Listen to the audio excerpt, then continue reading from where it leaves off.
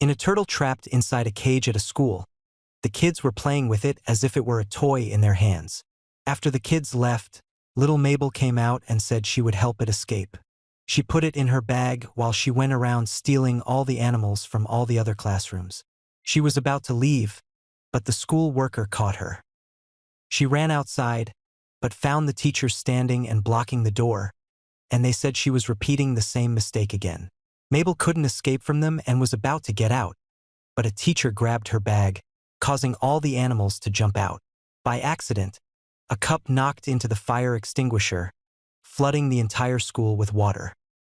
They called her parents and put the animals back in their cages.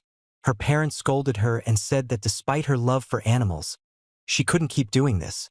After that, her mother took her out of the mess and brought her to her grandmother. Grandma found Maple sitting alone and upset on the tree. Her grandmother told her that she had something she wanted to show her. Maple followed her, and they reached a place next to a water pond. Maple sat next to her grandmother. Grandma said that she also used to get angry at her age, but at that time she discovered this place and asked Maple to be quiet, insisting that she listen carefully. Soon, a group of muskrats appeared in the water, followed by many kinds of animals and birds, and a family of beavers passed in front of her as well, which balanced her mood immediately. Her grandmother told her that this place would be their special place. Then time passed, and Maple became attached to the animals and helped keep the place clean. She started growing up little by little, and the story has reached us to these days. But now the place is being cleared to build a bridge, and the workers are getting ready to blow up the path that connects the land to the forest. Maple is now 18 years old, and her grandmother has passed away. She went to try to go fast to save her favorite place, jumped onto the bridge before they could detonate the dynamite, asked them to remove it, but they said they couldn't. She tried to remove it herself, but at that moment the town mayor, Jerry, appeared, and they immediately got into a fight because they have always been against each other for a long time. Maple said that they shouldn't destroy the place because many animals live here, but Jerry said that not a single animal lives in this place. She asked them to be quiet, but even after they were quiet, they didn't hear anything. She said that they couldn't move her from the place, but a little while later the police came and took her from there. Jerry told her to go and make a petition and gather enough signatures, and then they would be taken seriously. She started working immediately, but no one agreed to sign her petition, and she began to lose hope gradually. But an old man welcomed her and let her in.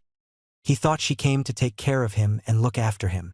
With great hope, she helped the man and presented her proposal to him. When it came time for the signature, it turned out that the man had some hearing issues and he signed her petition. She was very happy, but quickly realized that the man had been writing his grocery list. When she returned home, she watched Jerry's campaign video, where he said that there was no wildlife. It was because of this that the authorities approved the large-scale project. The next morning, she went running to her college and met Dr. Samantha, telling her that she was attending a lecture she was supposed to be in, and they went out. Wisdom told Mabel that she misses every lecture, and that this obsession in the forest will be the reason for her getting lost. Mabel told her that Jerry says there are no animals in this forest. Sam said that this is true. The animals left after the beaver that lived there was isolated. If only there were a beaver building a dam, all the animals would come back after it. Mabel got excited and immediately ran to look for the beaver. She put some vegetables there and hid behind a rock, but night fell. Even after long hours, she hadn't seen anyone, and she remembered the time her parents traveled to America, but she decided to stay here with her grandmother. Over time, the grandmother began to get tired and gradually became rebellious. Before she died, she left Mabel her favorite jacket. Mabel sat, grieving bitterly, but suddenly she heard the sound of rustling in the trees. A beaver appeared, which made her jump with joy. However, the beaver didn't eat anything and ran away from there. Mabel followed it, and suddenly a car stopped in front of it, and someone kidnapped the beaver. Maple immediately went after the car, and they quickly reached Caltea. She was shocked when she saw the beaver alone inside the office. Maple walked after it calmly. The beaver used a card and magnet to enter the lab. Maple pushed the door and went in after it. She saw Kyle holding the beaver and got ready to attack, but the beaver was placed on a machine, and its mind transferred to another machine. Sam appeared from there and said that the matter wasn't simple, but she felt that someone was watching her. She told her assistant, Nisha, that they must not let this technology fall into the wrong hands. But Maple had already heard everything, and they were shocked when they saw her. She told them that they were sick people for using animals this way, but Nisha told her that she was holding a robot. The lights went on. The room was full of robot animals, and a beaver was being printed. Maple wanted to know exactly what they intended to do. Sam said that it was her project called Hobbers, and that they would be able to transfer their minds into the robot's body. And they merged with wildlife. They wanted to know what was happening to the animals, but traditional methods didn't work. She tried to be like them, but that wasn't enough. So she made this project with her colleagues. Maple's eyes sparkled with excitement, and she said she could use this to monitor the animals and save the forest. Nisha said they couldn't go into nature, but Maple said this was the only solution. They tried to catch her, but she ran straight to the machine and used it to transfer herself into the body of a beaver. She woke up as a beaver, and Sam was trying to wake her up. She tried to tell them about her plan, but they didn't understand a thing. A Tom and Jerry-like chase started in the room, but she managed to escape at the end. Sam followed her, and Nisha stood in her way to block her. After that, she went inside the ventilation shafts. Sam tried to talk to her, but Maple pressed a button that made them lose contact with her, and then she left the place and hid from people. She went out and immediately encountered an owl that frightened her. It wanted to eat her, but she couldn't escape and fell into the forest. She woke up the next morning in the forest and heard the birds talking, and she understood them very well. She looked around and realized she understood all the animals' speech. She jumped for joy and went to a squirrel and asked him where to find a beaver. The squirrel, being afraid of her, went and closed his door. She tried to ask other animals about the beaver, but they all ignored her, and she got tired from asking so much, until a spider told her to go check by the waterway. She thanked him and ran there immediately, and finally found a calm and peaceful beaver named Love, sitting on a rock. She asked him to follow her and told him he had to come with her to prevent the bridge's construction. But he remained cold and arrogant.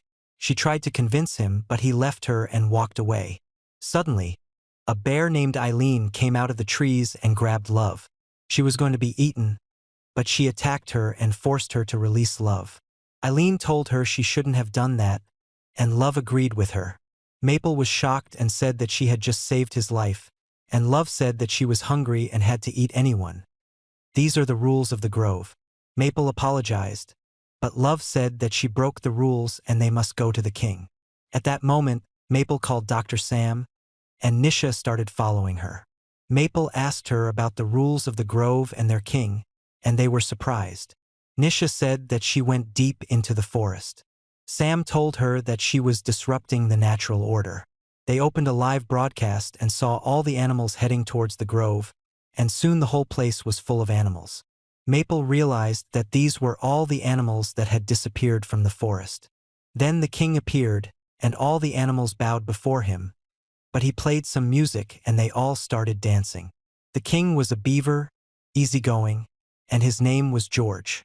Suddenly, he saw Maple stop the music and asked her name. The doctors asked her to be quiet, but she silenced them. She said her name was Maple. Love said that she was the one responsible for breaking the rules of the grove. Maple said that she had no idea about these rules from the start, and that shocked everyone. But George welcomed her and said that the time had come to give her a tour. He said that, with so many animals here, they had to set some rules so that everyone lives in peace. The first rule says, "Do not be a stranger," and he himself knew the names of every creature living there. The second rule says, "Eat when you are hungry," and the third rule says, "We are all together in this matter." Mabel was surprised, and a worm told her that when animals lose their homes, they are allowed to come live in the place George built. The place is crowded, and they are missing their homes, but everyone is alive, and that is what matters. George said that they are all together in this, even humans, but Mabel said that humans try to drive them out of their place. George refused to believe it and said that there is good in everyone's heart. Mabel stood up to him and said that she needed to talk to him privately. Everyone left, and George remembered that she was going to propose marriage to him. He said that he wasn't ready to accept her as a partner out of shyness, and she hesitated, saying that she only came to return the animals to their forest. George said that they wouldn't go back there because the place was too loud. She asked him what he meant, and he said that there was a very bad sound that they couldn't stand, and they tried to imitate the sound in front of her, but each one came out with a different tone. George decided to show her himself, and they all went to the forest. They were talking to each other, and suddenly George said that this was the sound. Mabel tried with all her effort but didn't hear anything, and she quickly realized that only she could hear the animal's sound. She relied on George to locate the source of the sound, and eventually, they found a tree with speakers attached to it and realized that these were from the limestone caves. She approached the tree but found it to be fake. It was a metallic structure with speakers. She started to climb it, but suddenly a stork attacked her and said that he was Sam's assistant, named Connor, and he came to take her. He also noticed the fake tree, and Nisha said that it might have been placed there. To chase away the animals, Sam asked Connor to return them to their original state, and he began to carry out the mission. The two of them entered a rock, and the nails came loose, and the tree fell. All the animals suddenly noticed that the sound stopped, and they thanked Maddie for that. She said that this is the result of human actions, and now the time has come for them to reclaim their forest. All the animals followed her, and Connor said that she had become their leader. Nisha said that she had stayed in the machine for a very long time, and that was dangerous for her. Then they returned to the forest, and George said that the time had come for them to throw a party. They all nodded, and the place gradually looked the same as it used to. All the animals returned to their original homes. Maple was moved when she saw the place become like she remembered from before. George asked Maple to join them at the party. Maple said that it was time for her to leave, but all the animals asked her to stay and enjoy with them. At the same time, Jerry was presenting his idea to his team, unaware of the situation with the animals. And he started moving immediately. Mabel tried to swim but couldn't.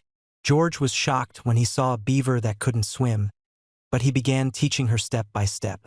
He asked her why her parents hadn't taught her to swim, and she said they were never in her life.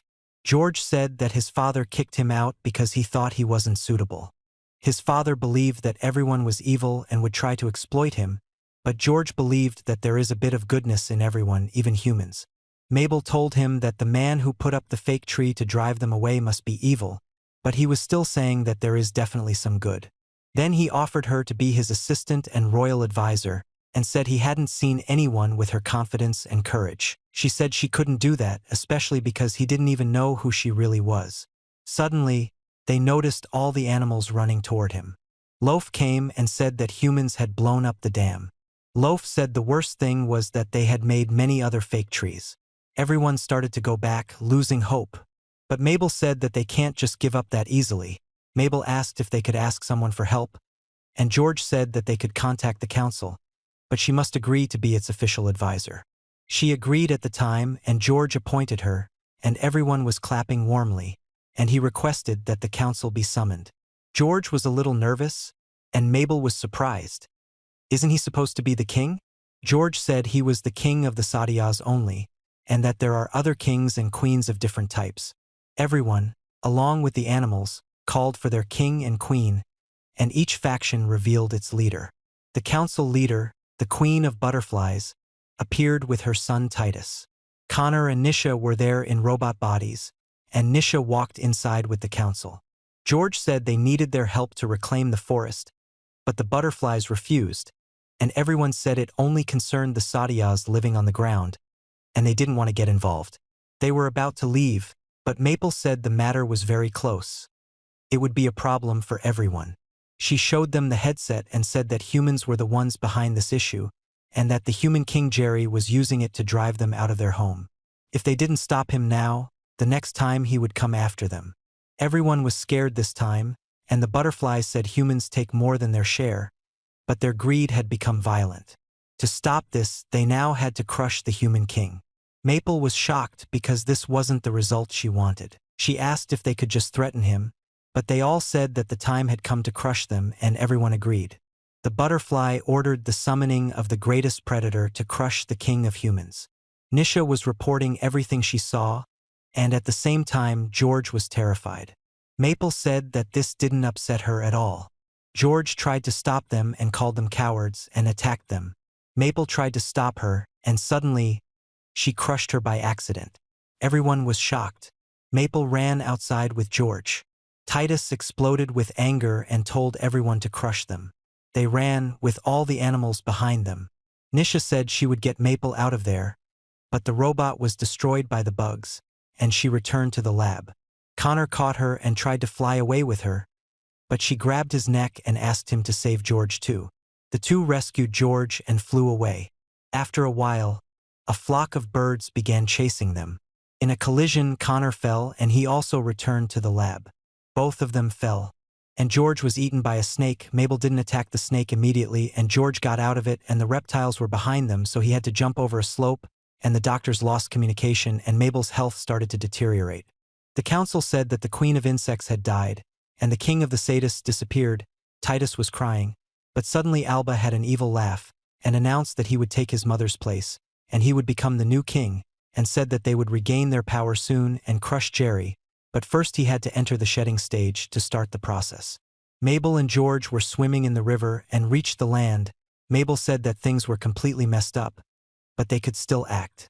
George was frustrated and said that Mabel was supposed to help him, but she let him be kicked out of his house, and now she had killed a council member. They got into a quarrel, and Mabel said that she never does anything right. No matter how hard she tries to do the right thing, it fails, and she remembered her grandmother and said that no one cared about her except her grandmother. George hugged her at that moment and said he cared about her, and Mabel didn't ask him how he could trust her again. He said that people make mistakes, and that they are all in it together according to the rules of blessing. Suddenly, Ellen and Love appeared there. George said they would save Jerry and the forest as well. Mabel said that the animals were angry because Jerry wanted to take the forest, but if they could convince Jerry to return the forest, they would be able to save everyone. Jerry was in his best mood today and was preparing himself to give a speech when the animals began to gather outside his house. He got in his car and panicked when he saw Love sitting beside him. They trapped him inside the car, and Love took out his phone, opened it, and gave it to Mabel. Mabel used it to communicate with him. She told him there was danger, and if he wanted to save his life, he had to listen to her. George tried to talk to him, but Jerry didn't understand a word from him. She ordered him to drive toward the forest, and he obeyed. While they were on their way, this confused Jerry, and suddenly they noticed there were birds chasing them away. Jerry opened the window to drive them away, and Mabel tried to hold on to them, but Jerry drove the car and they flew far away. Eileen came out from the trees and saved them, and they started walking after him. Mabel tried to take control from Jerry, and Sam appeared there too, saying that they needed to get her out of the beaver's body. Suddenly, a flock of seagulls descended into the sea, and a huge guidance fish named Diane appeared. Politely, she asked Mabel to let go of the car so she could crush Jerry. They entered a tunnel, and Diane attacked them from the front. Mabel dodged the strike and kept trying to save Jerry from her attack, attempting to explain everything to him. Sam said he wouldn't be able to understand her. Connor tried to hold her, but she got into the car and stole Sam's headset, then jumped back into the car again. But Diane attacked them once more. Sam's car had an accident, and George jumped onto Diane with his crew.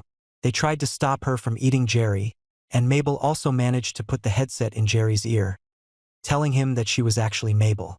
Jerry was shocked, and he thought that all of this was a dream, and he left the car steering. Maple tried to drive, and the car had an accident, and Diane was thrown far away. They all fell, and Diane fell into the sea. The car was destroyed in the middle of the forest, and Jerry got out of the wreckage and realized that all of this was real. Maple told him that he had to leave the forest alone, but he said that he couldn't. He said that they might reach a mutual understanding, but Maple had had enough, and said that she would call the birds to finish him off. She was about to call them, but being careful not to harm her, she managed to cut the net, but Jerry grabbed her and handed her to Sam. Sam put her in the machine, and she returned to her normal body. Georgie tried to save Jerry, but the machine wouldn't respond to him. Maple tried to talk to him, but he no longer recognized her. She tried to call them, but all the animals appeared from the forest and took them away. Maple woke up to find herself trapped inside the lab and found Jerry tied up next to her. Sam and Nisha came in, but fatigue was controlling them, and they took Jerry's measurements. They left the room, and soon Titus emerged from his cocoon, becoming a butterfly. Mabel asked Sam about what was happening, and Sam said that the council knew what they were doing and that they had used the machine for their own benefit. Titus left his body and transferred himself into the robot, and an evil version of Jerry appeared from the darkness. Titus looked at his body, and Arfin was weak, his body still unstable, but he was still continuing with his plan. He rose above the fake trees and said that with a few simple adjustments, he could reach a sound that would drive humans insane, and that he would gather the whole city in a meeting and play this music to wipe out humanity. Mabel begged him not to do this and said that not everyone was like Jerry, but Titus said that Mabel was no different from him because she lied and stole from him and messed everything up. George appeared, but his heart was broken to the point that he couldn't even look into her eyes, and they all walked away from there, leaving Jerry dead from fear. Mabel admitted that she had indeed used George and remembered everything her grandmother had taught her. She told Jerry that if they worked together, they would be able to get out of this predicament. Jerry didn't understand what she was saying in the first place, and she asked him to put his head in front of the machine. He refused, but in the end he did so and saved. His soul moved to the beaver's body, and then he untied it, and she used the speakers to talk to him. She said they should go to the meeting and convince Titus. Jerry said he wouldn't listen to them, but Mabel believed there was good in everyone. Titus was at the meeting, and all the people were cheering. Lee Wiesem was tied up, and the board was their watchdog. Jerry was there and pensioned except to dismantle them. Jerry was ready with the phone to push the button and destroy everything. But the moment Mabel appeared, she was a stranger, George was his friend, and she was doing everything he knew for her, and Mabel apologized that she crushed his mother. It was day for a moment, but it was all acting. After the board noticed that Georgie ran away with everything with him, and Mabel did the alternative plan, and Jerry arrived with a cable, Titus was forced to leave the robot and return to his original body. He tried to go back, but Georgie prevented him. The council held him, and when he returned into the robot, they got into a fight. The mobile phone flew and got stuck on top of a pole. Titus ran to catch it, and Jerry tried to stop him, but Titus threw it away, causing an explosion that made Jerry return to his real body. Maple ran after him and climbed the tree, grabbed the robot's face and fell from above. Titus tried to grab the mobile, but the face fingerprint didn't read properly. He lost his temper in anger, the tree broke and fell onto the stage, and the robot exploded. Titus returned to his natural body. Jerry said he would help everyone. Titus said he couldn't ignore the king like that, but there was a frog that ate him. The entire forest was burning. Maple was sitting, trying to save everyone. She tried to put out the fire with her jacket, but it caught fire too. Maple tried to save him because that was the last thing left for her from her grandmother's scent. Jerry came to rescue her, but a tree fell on him, and she grabbed him immediately. But he was very badly injured. They were trapped in the fire, but Ellen arrived quickly and saved them, and they were finally safe, and they returned into the forest. The fire was destroying the city, and George said that the time had come to save the humans. He called all the sixth graders, and they calmed their water source. The fire grew bigger during the day, and the animals and the council members joined them too, and together they broke the barriers. The water rushed from the middle of the forest, extinguishing the fire throughout the entire city, and saving everyone's lives. Maple and George walked through the trees and reached the forest, and Jerry returned with the construction workers. Maple had lost hope, but found Jerry asking them to restore the place exactly as it was. They started work immediately, and George and Maple saw all the animals returning again. She saw Jerry struggling to remove the headset and helped him. She asked him what he would do about the bridge issue, and he said they could find the solution together. A long time passed after this happened. Then Maple went to meet Sam. She apologized to her that she had wasted her whole life, but Sam said that she had many other ideas she could work on, and she offered Maple to work with her. Maple jumped for joy and agreed to work with her. After that, she went towards the forest. The city turned into a highway, but they preserved the wildlife, and the forest returned to how it was before, with all the animals living there happily. She went to the forest and found Georgie waiting for her. She sat next to him and he opened her phone, and they continued their conversation using emojis. Ellen was playing by holding Jerry along with her friends, but suddenly a swan stole him, leaving them upset. At the end, the old man opened the door and found the ants bringing him his grocery orders. And that's the end of the movie, and we'll meet in a new summary. Thank you for watching.